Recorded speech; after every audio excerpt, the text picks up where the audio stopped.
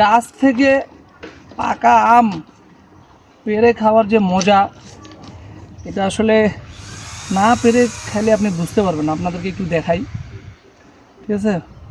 Wow, একদম perfect. আর প্রচণ্ড গরম, দেখতেই পাচ্ছেন ঘামে একদম ধোয়া গেছি, তো সমস্যা নাই। আমটার অবস্থাটা দেখছেন, একদম পিওর, উইথাউট ফরমালিন, কোনো রকমের কোনো ওষুধ পানি এক্সপ্রে কোনো কিছু দেওয়া হয়নি। প্রকৃতি তার নিজস্ব মহিমায় একে বড় করছে, ঠিক আছে? খেয়ে দেখি কেমন। পারফেক্ট, একবারে পারফেক্ট। খাবি সাকিব? তো ওদের মানে ওরা আম খায় খায় থেতলা লাগে গেছে, ওদেরকে ভালো লাগে না, ঠিক আছে? তো যাই হোক, গ্রামে আসছিলাম। এগুলো আমাদের বাহাদুর বাজারে এই আম পাওয়া যাবে না, অসম্ভব। কারণ আমরা তো আম কিনে খাই।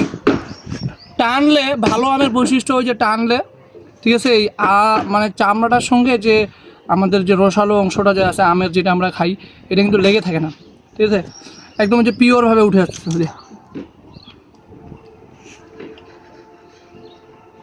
একদম পারফেক্ট।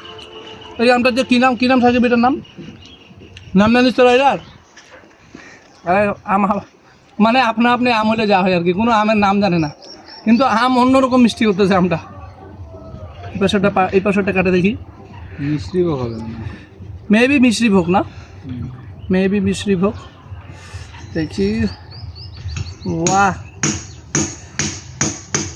ও আসলে আমি একটু কুয়াটা শুনেছিলাম, তো একটু কাটতে কষ্ট হলো। বাই দা ওয়ে একদম পারফেক্ট, কোনো পেন নেই। ঠিক আছে দর্শক, আম খেতে চাইলে চলে আসেন আমাদের গ্রামের নাম হলো মকলেশপুর ডাক্তারপাড়া। একদম এই যে দেখুন রেল লাইনের পাশে, এই রেল লাইনটা দিয়েই কিন্তু আপনি ঠাকুরগাঁও পঞ্চগড় একদম শেষ প্রান্তে চলে যাবেন, ঠিক আছে? এটা মিষ্টি ভোগ না।